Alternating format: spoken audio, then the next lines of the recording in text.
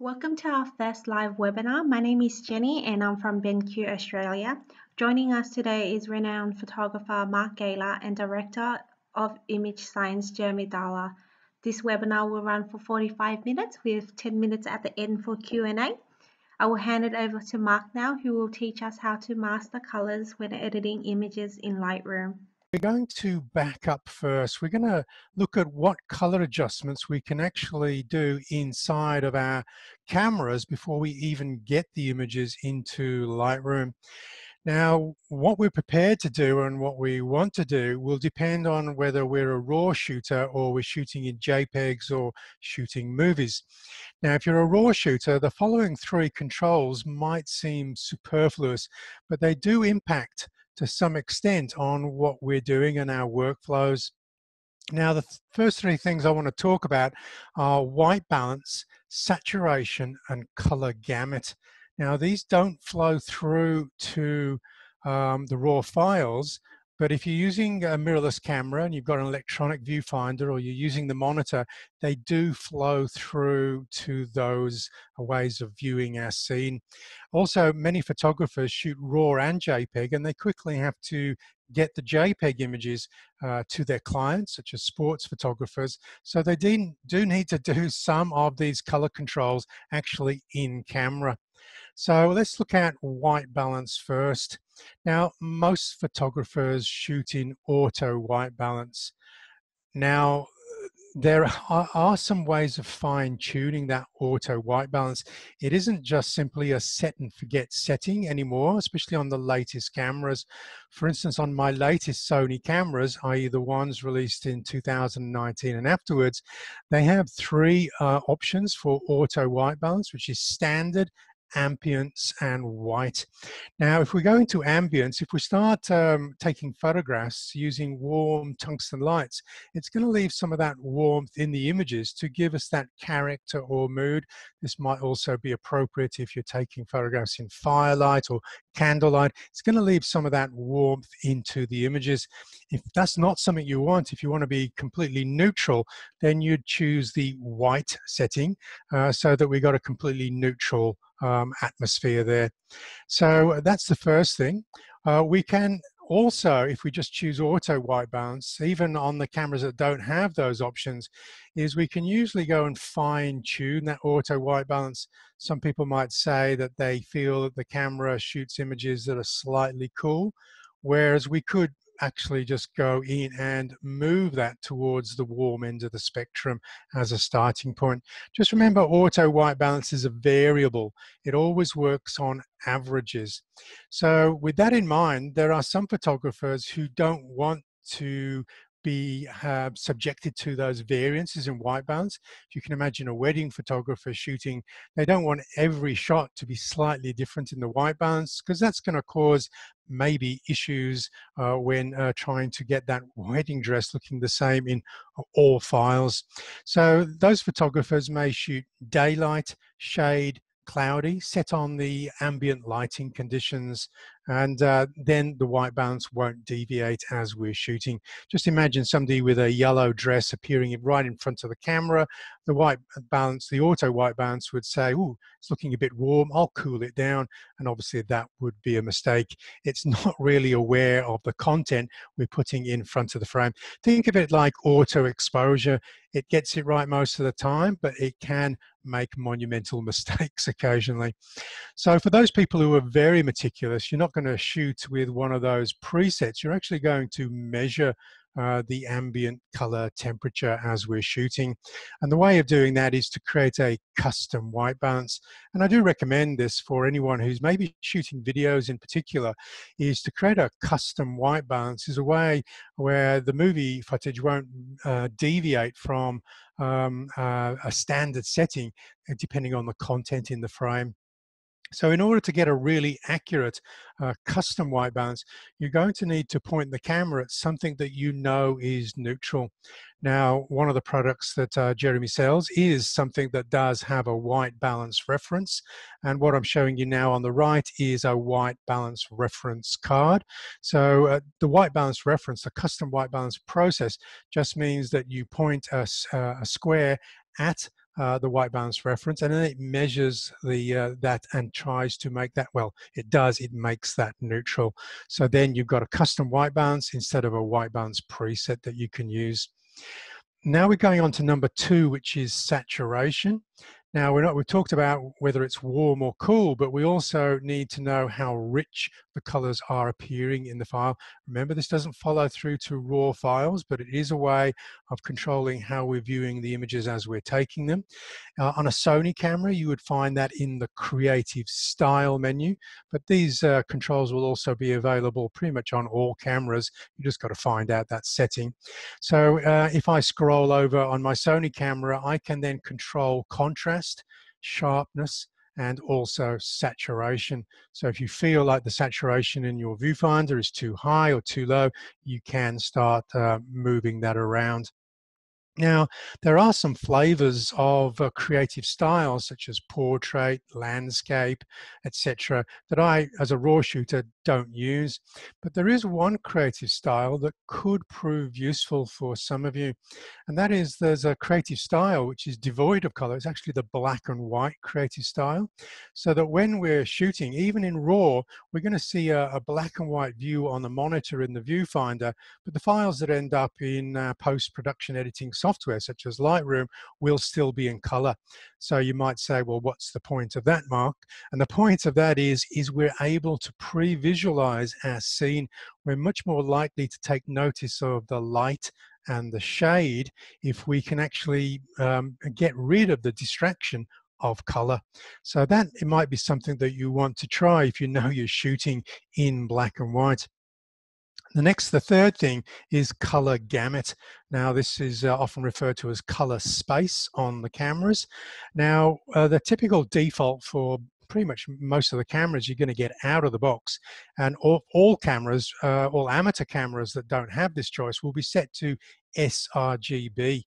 Now, this is a standard space, and it's often referred to as a safe RGB color space because it's usually the space that the internet presumes all files or photos going up there occupy this space.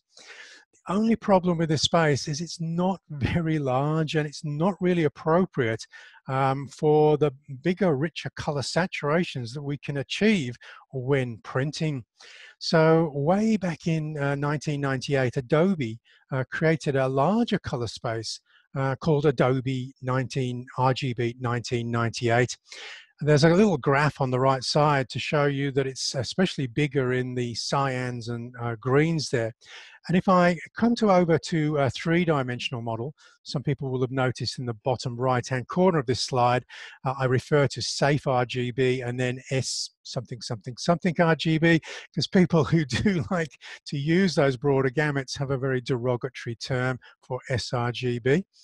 Now, this is a three-dimensional model which I pulled up on my Mac computer to show you that the Adobe RGB has 40% more volume for some of those richer colors.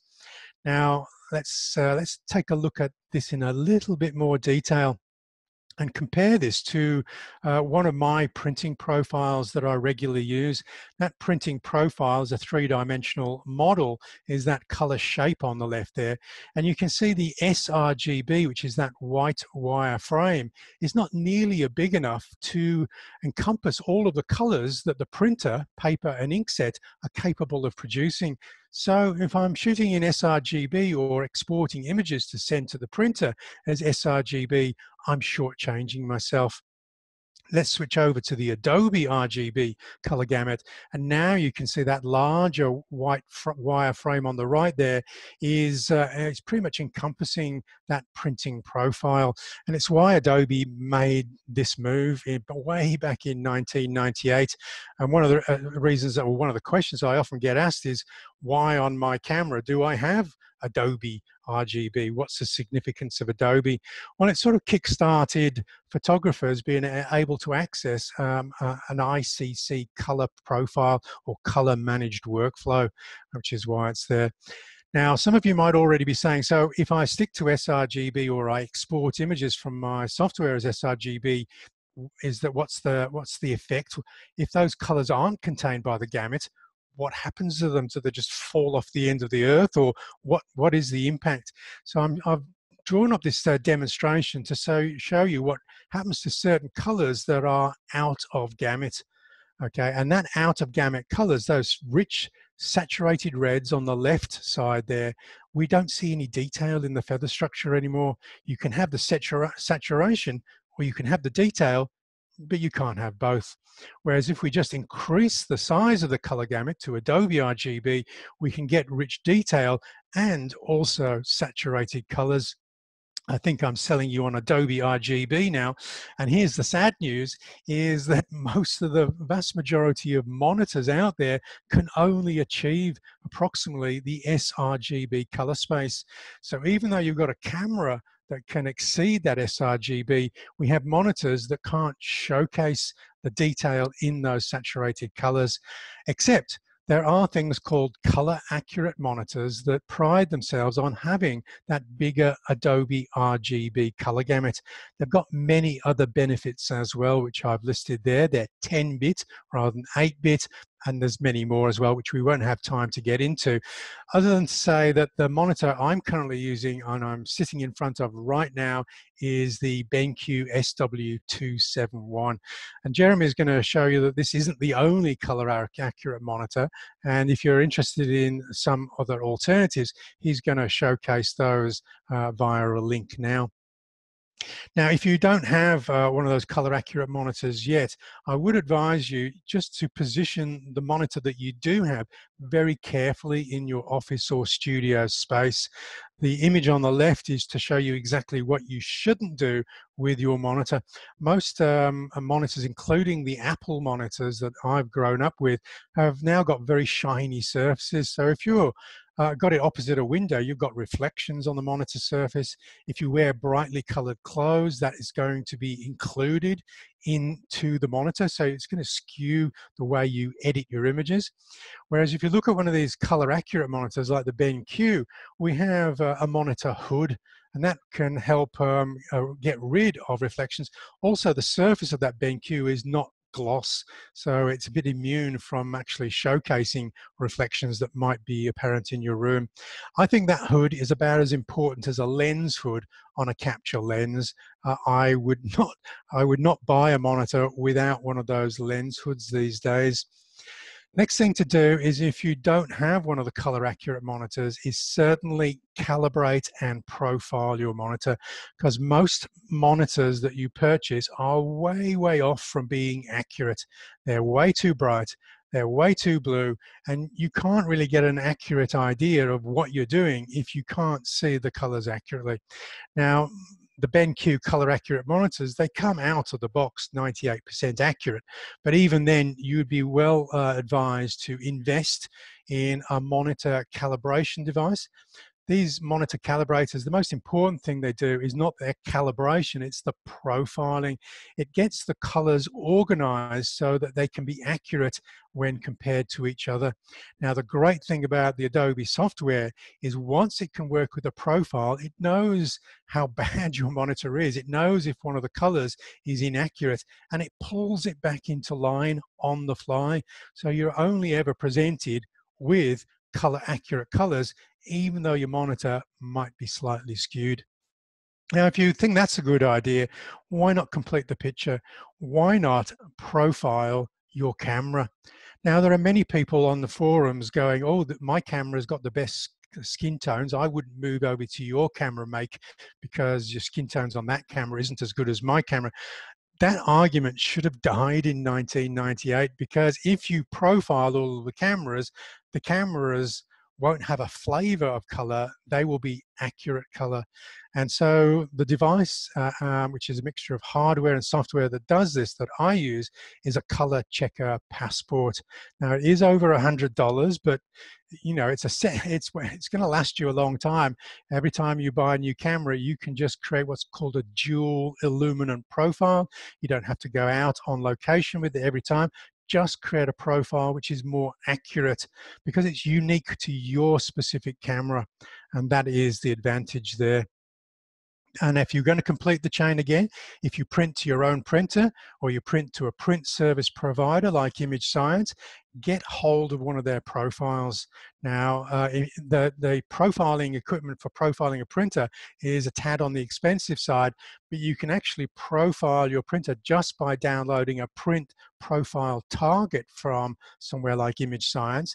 Send them back your target print after you've followed the directions about how to print it, and then somebody like Jeremy will send you the profile back in the mail. So you don't actually have to buy the gear at all, but you can still acquire a color accurate monitor for your printer.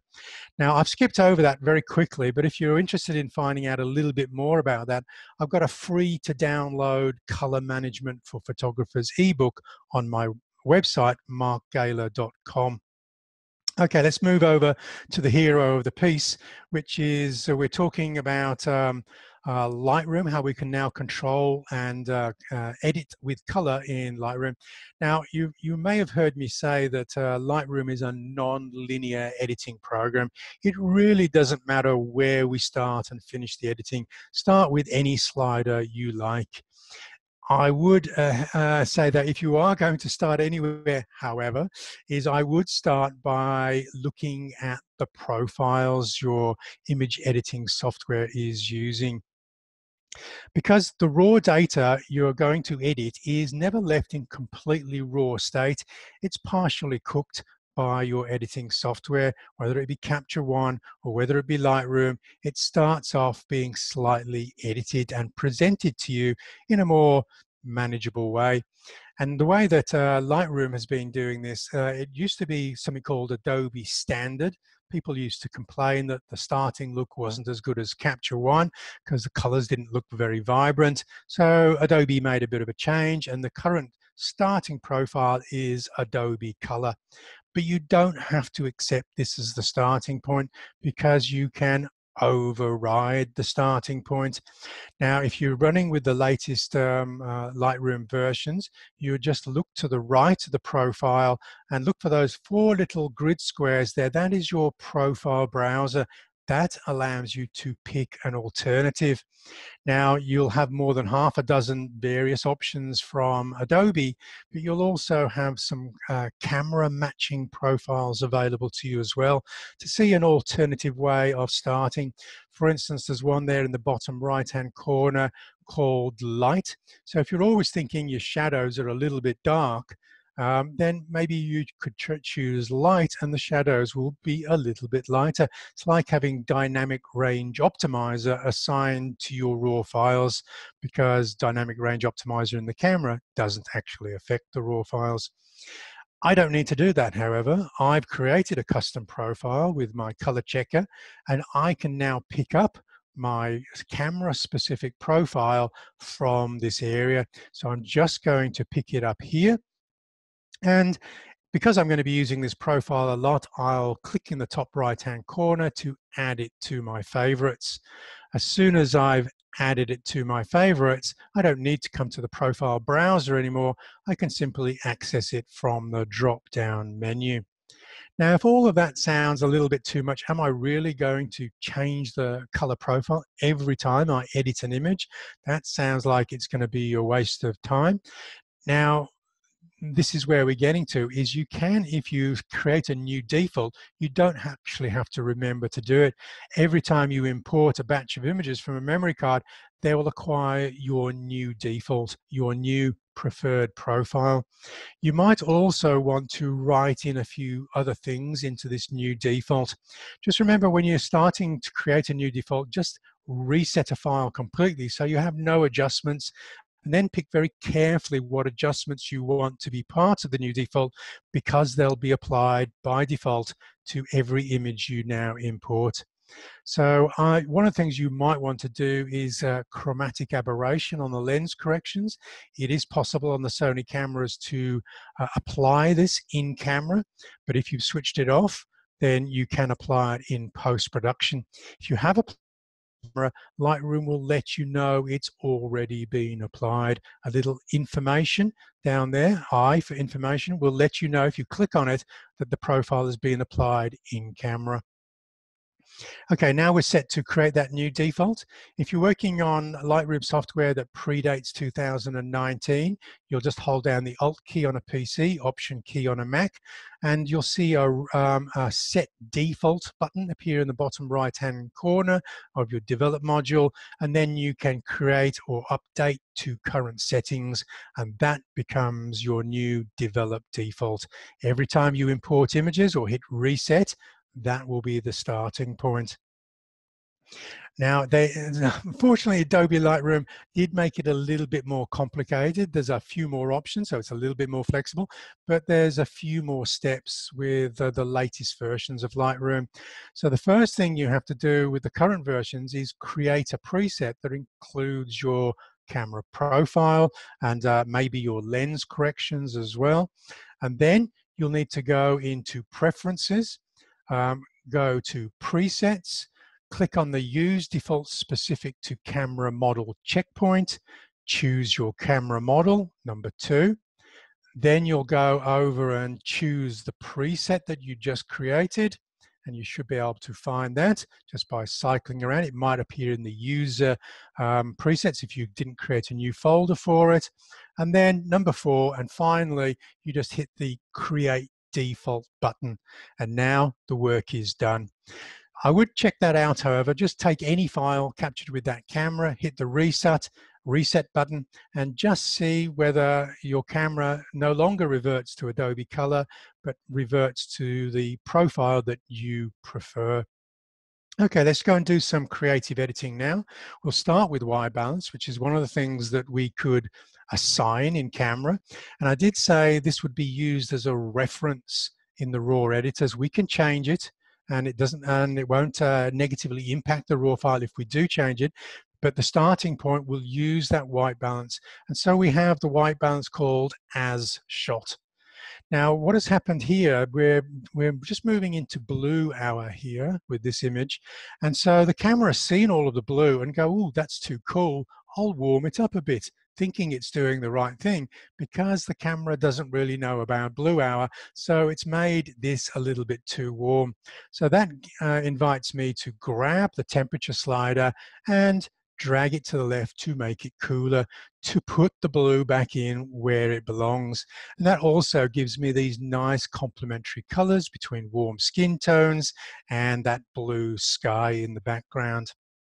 Here's another blue hour shot captured from the top of Eureka Tower in Melbourne.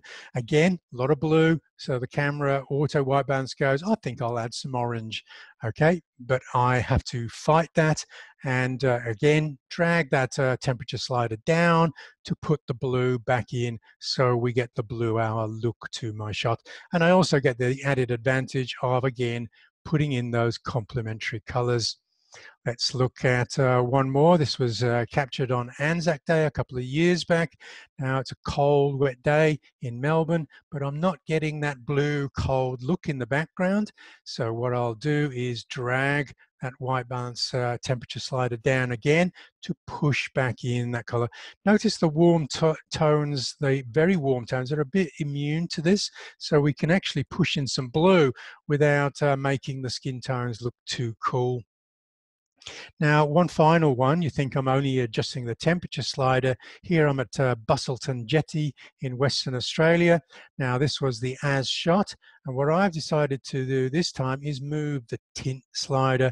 Now, this might not necessarily be absolutely 100% faithful to the blue tones in the scene, but what I'm doing is I'm forcing the complementary colors.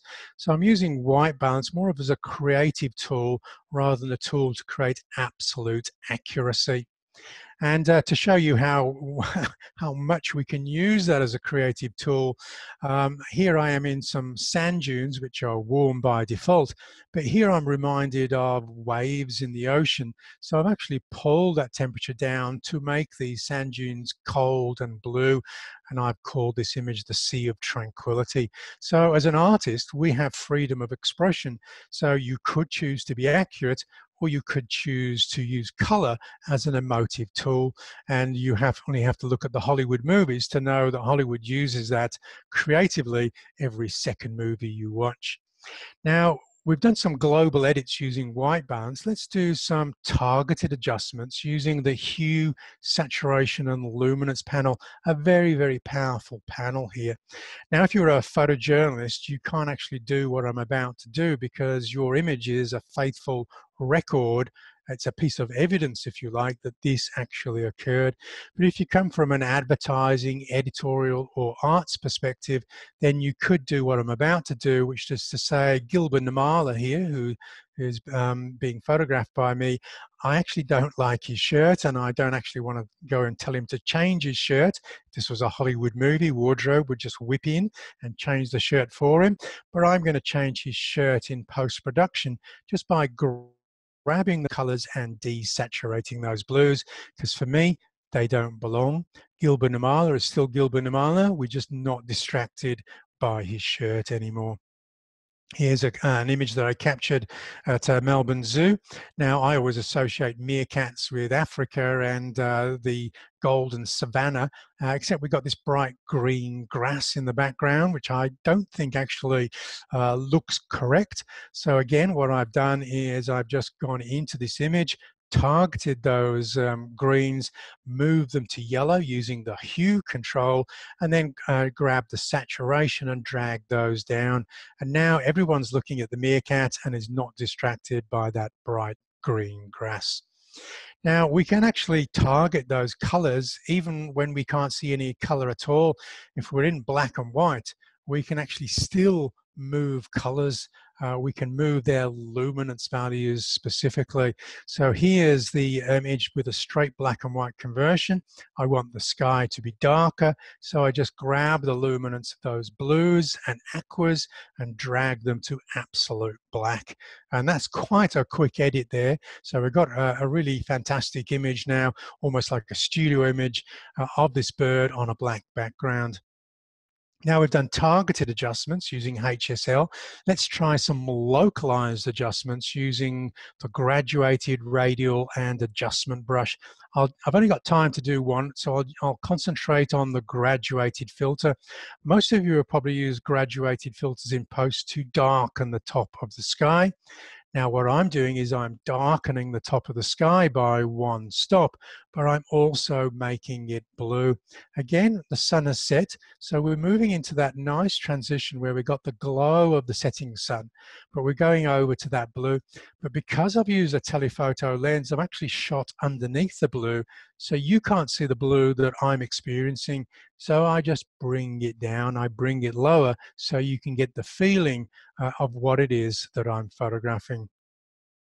Okay, let's look at toning now. Now, in the basic panel, we have two very powerful sliders, saturation and vibrance.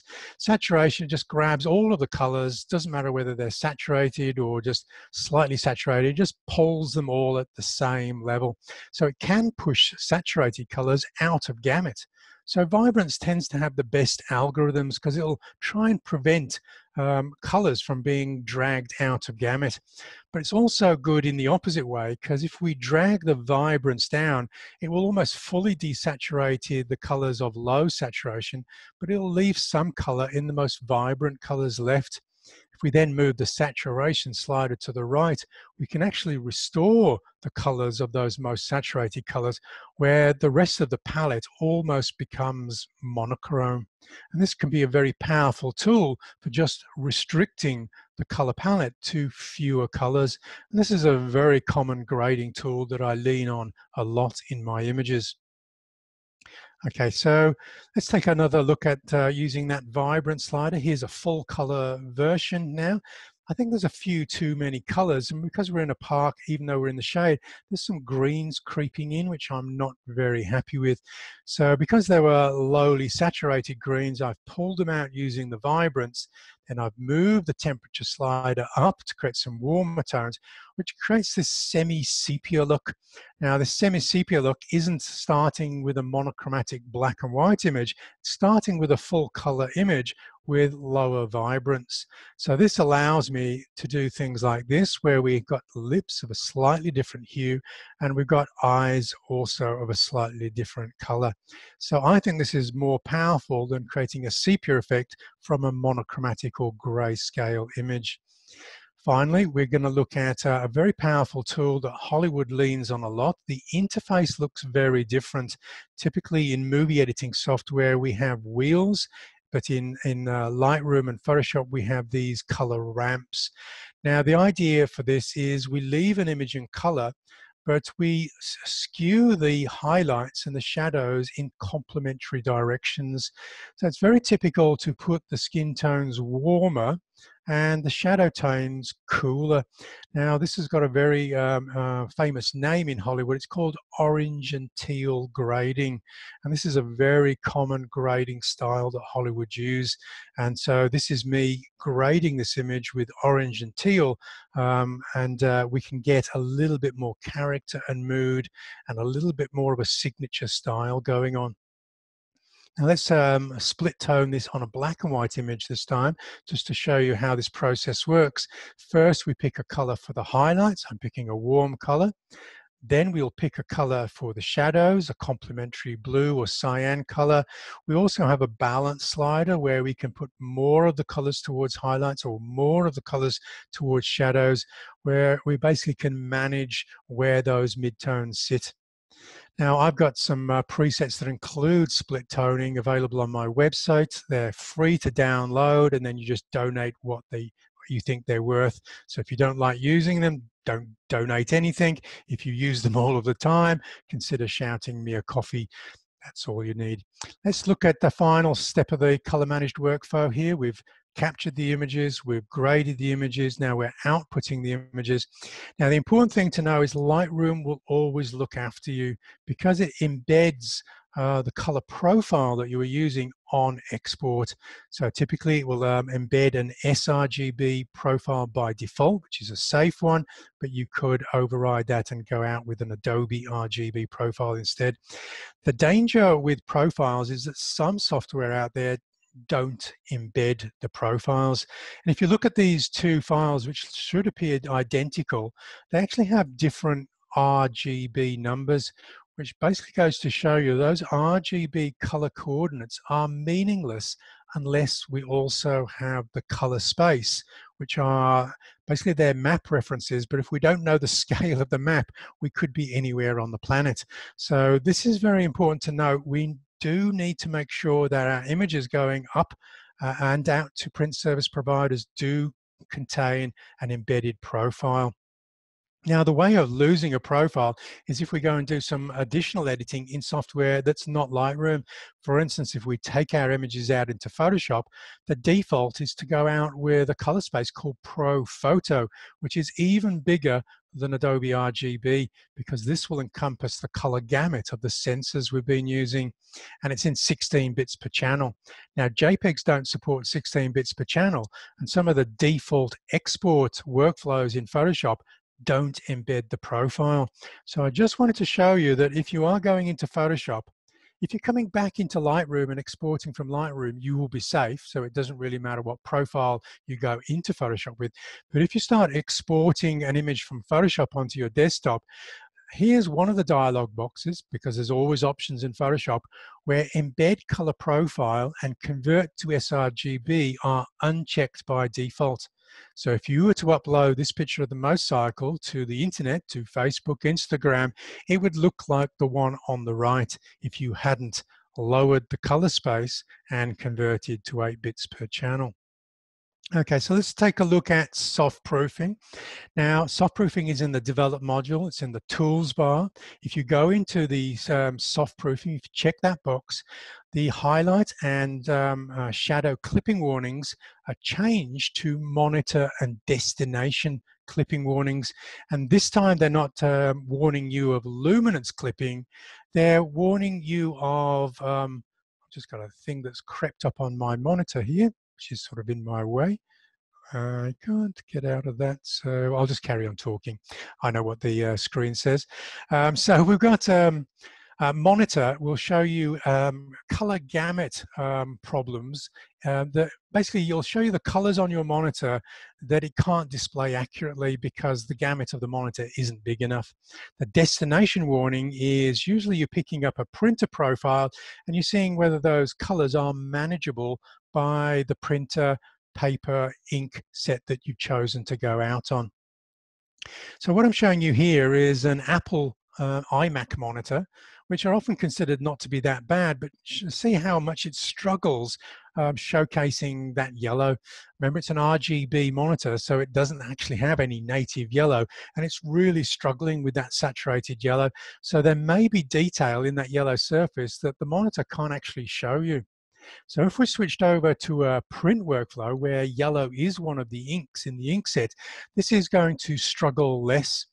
Now, one of the things, the great thing about soft proofing is we can load in several destination profiles for different printers, different papers. And so just by looking at a different paper surface, I can find a paper where this image comfortably fits into the gamut without me having to edit the saturation of these yellows lower. So I literally can have my cake and eat it. I can have the rich saturation and I can have the detail so long as I choose my print workflow carefully. That was a lot of information to go through, admittedly. There will be an opportunity for questions now. So, but I'll just finish on this slide because this is the website of Image Science. Jeremy is an absolute guru when it comes to all matters to do with color management and printing. And he will definitely, if you're anywhere in Australia, he'll be your guru, your go-to guru to make sure that you're getting the best possible workflows. Now, if you haven't heard me speak before, just head over to my website, which is markgaylor.com.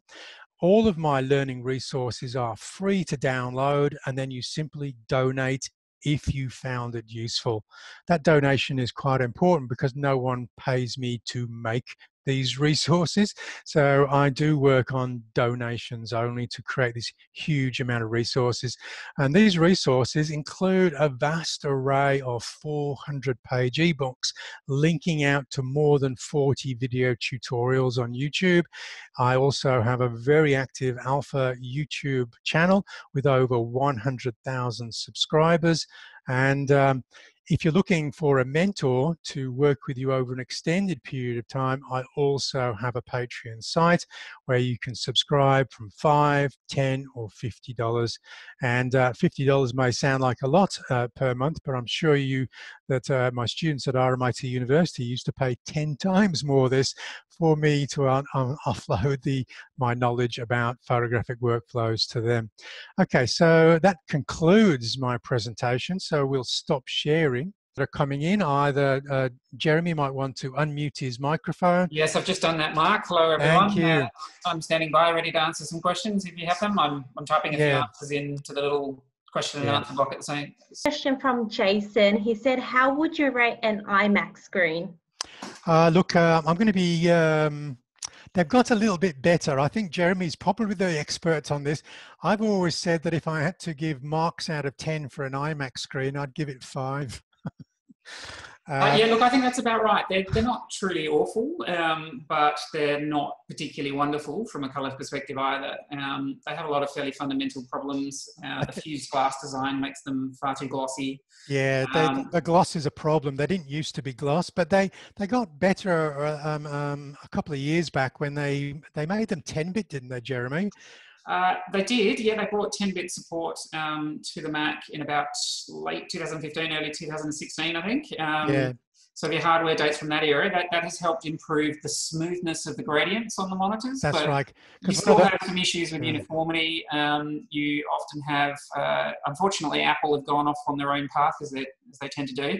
And they're using a gamut called Display P3 rather than going for the full Adobe RGB gamut, which is it's a little bit more movie or film oriented than Adobe RGB, which is a little bit more print oriented.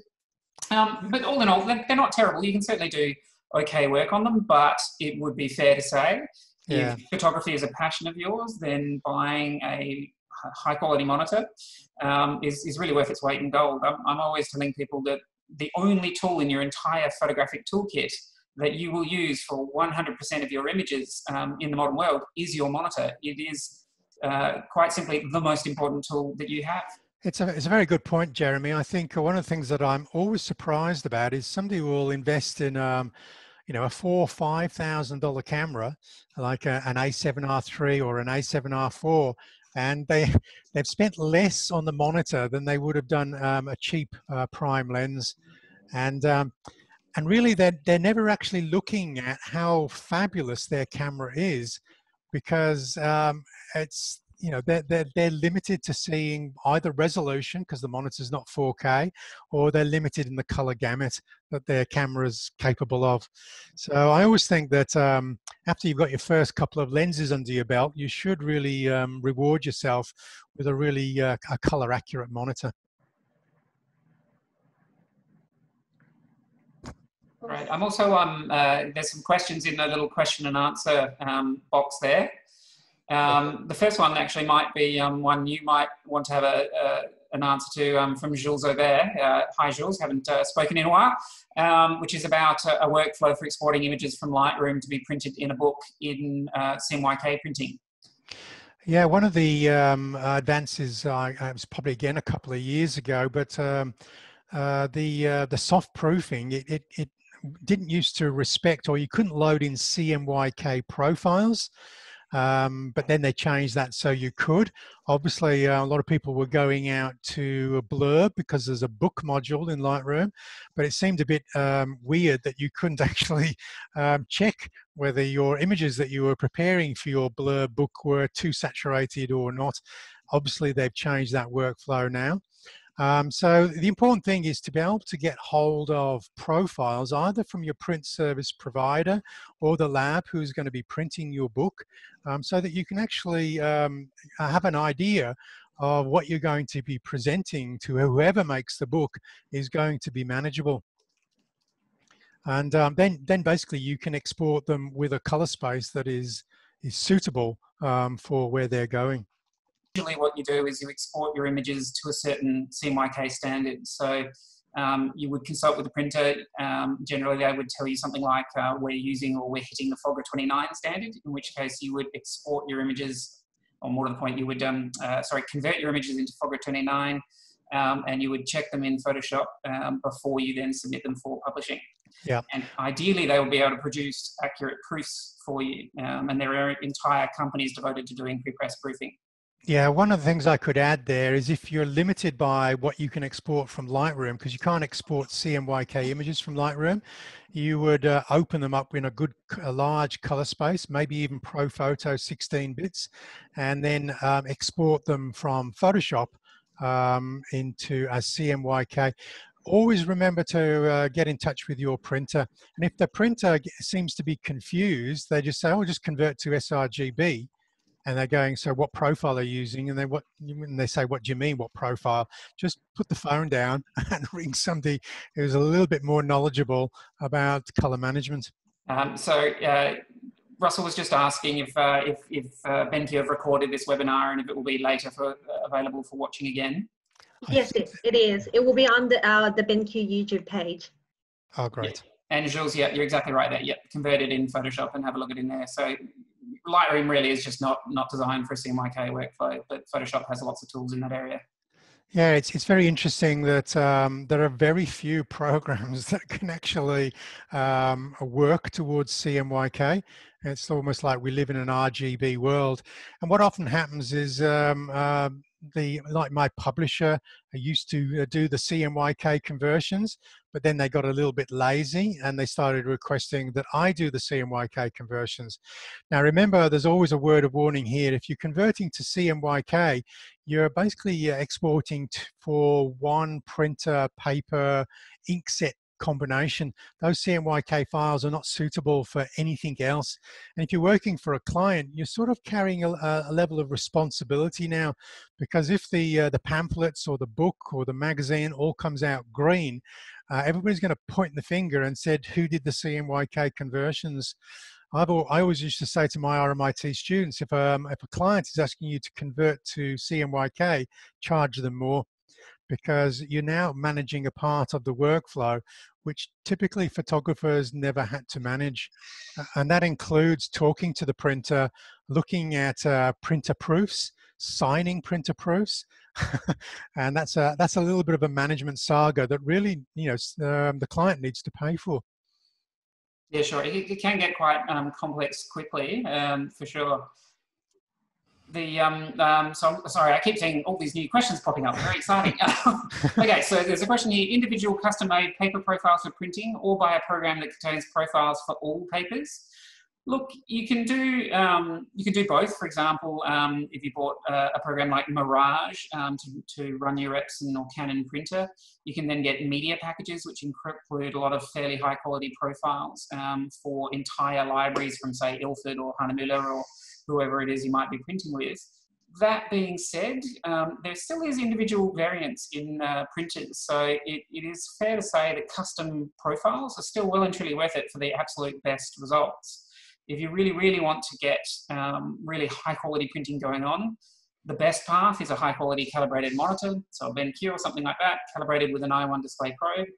Then say an Epson or Canon high-end inkjet printer, something like the Epson P800, and then custom printer profiles specific for the paper that you're printing on. Once you have all of those things in place, then you will be able to, or then you will have an extremely tightly controlled color loop, and you will find that getting images that match between your screen and print really becomes, just a day-to-day event. And that brings me to the next question there, which is, when proofing on screen for print, how close is the result versus what is on screen? Viewed on the SW271 calibrated. Given that paper is not backlit, do we need to adjust or boost exposure for print?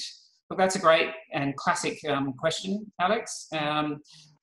Here's the thing: when you calibrate a monitor for print work, you are doing a few things to make that monitor a better predictor of the final printed output. So one of the primary things that you do is you turn the brightness way down.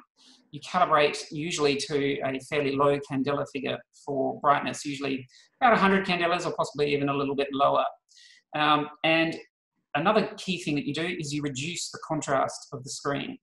So a screen just out of the box, running at sort of full whack, might display about 1,000 to 1 as its contrast ratio, which means that white is 1,000 times brighter than the black that the screen is displaying. Now that's way beyond the contrast of prints.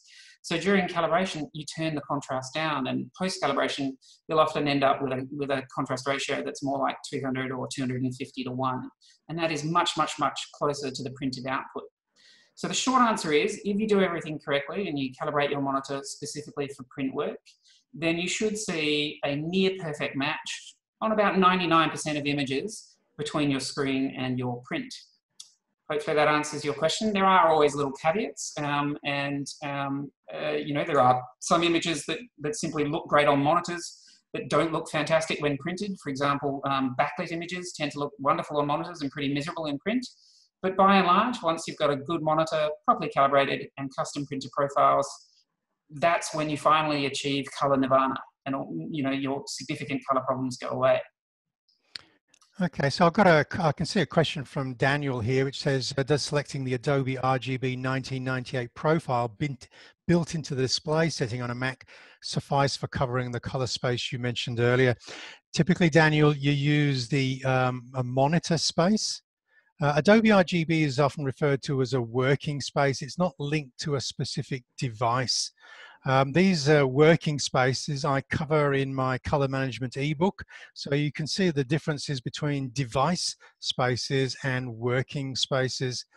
Now, so you're going to leave your monitor in its monitor space, and obviously you can better that monitor space that Adobe shipped you that monitor with by creating your own monitor space. And then that is going to get you the best possible gamut that you can on that particular monitor.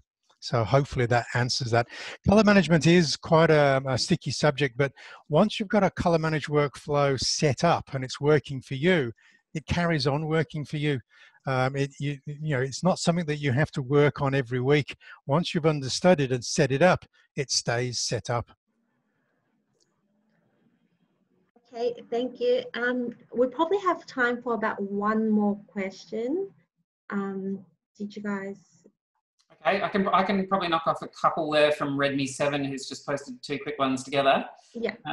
So basically he's asking, do you need a special card to achieve well, to achieve 10-bit with BenQ monitors. If you're using a current Mac, the answer is no. 10-bit is built into all the current Macs. If you're using a PC, the answer is yes. You'll want to get an NVIDIA workstation card or an ATI workstation card.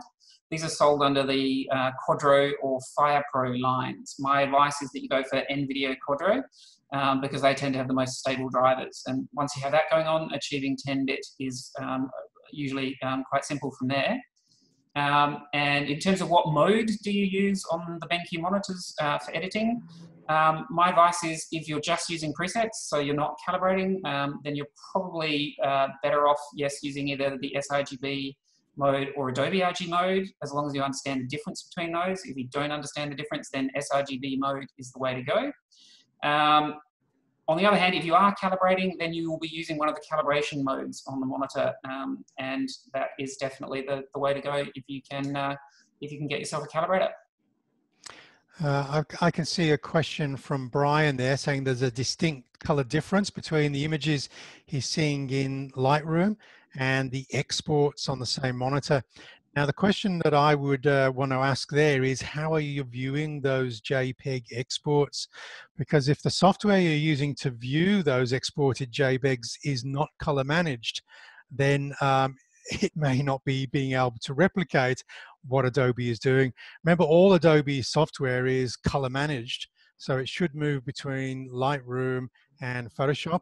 Now, obviously, as we're coming down in color space, there is going to be some minor differences, but you shouldn't see huge differences unless you're starting to view images in software that isn't basically color managing. Now, some systems are set up and will color manage system-wide. Some systems will not do that. And I suspect Jeremy's probably got more answers to that question than I do. I did if I wasn't typing an answer to another one at the same time. What's the question? It was about exports from Lightroom looking different after exported, and I said it depends how those. Yeah, it depends how you're viewing them. You're exactly right there, Mark. Yeah. More than likely, what you're doing is exporting them from Lightroom, possibly into another color space. I mean, Lightroom's default presentation is essentially in ProPhoto, a very wide color space. Yeah. So if you're looking, you're on an Adobe RGB monitor and you're looking at your image and it's in ProPhoto, potentially you're seeing very saturated color.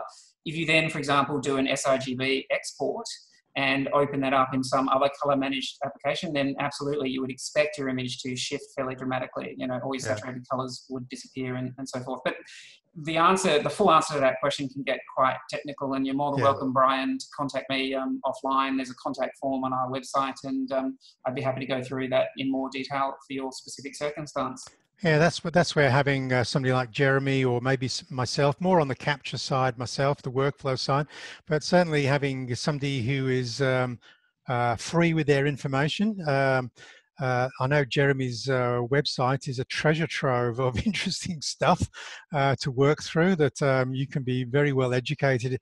I think Jeremy's got a book's worth of useful information on that website you should avail yourself of. Yeah, and to the person asking PD or SW, if you're into photography, I would strongly recommend the SW version. The direct hardware calibration systems and the increased uniformity and so on make the SW series well worth the extra money. Here in Australia anyway, the SW monitors all come with a hood, so you don't need to purchase one separately. I think in other markets they have separated them out, but they are definitely available. Stock issues are definitely an issue pretty much everywhere at the moment because of the whole pandemic scenario. There's been a real stampede to people buying monitors. So, yep, there are a lot of stock issues, but I know that BenQ locally have quite a lot of stock rolling in over the next month or so. So sit tight, and I'm sure they'll get you a lovely machine if you ask them nicely. I'll just add on to that, those SW monitors. One of the things that I really love about my SW monitor is it's got a little puck, and it basically it's got 4 buttons on it. And if I'm doing something for the web, I can press number 1. And if I'm doing something that's going to end up in print, I can press number 2. And I can quickly move profiles. I don't have to get my profiling device out and do the whole thing again. I can just, it's quite capable of storing multiple profiles, and I can quickly toggle between those profiles. I think it's a really well thought out. And I have to say that I'm really enjoying enjoying looking at a 4K monitor. A 4K monitor is great when you're sitting quite close to a 27-inch screen and you can just lean in to see whether it's sharp. You're not always aware that it's pixelated because it's just HD. You're getting that fabulous rendition. I'm still enjoying my SW monitor after all of these years. Good. I think we've covered most of the questions that are there, but I'm happy to repeat that if anybody has any questions after this, then just go to the contact form on our website and pop something through. I tend to answer questions all day, every day, so I'm more than happy to answer some more. I'm extremely familiar with the BenQ range. We've had an excellent relationship with them for about 7 years now, so they have a lovely range of monitors and we'll be happy to help you with them.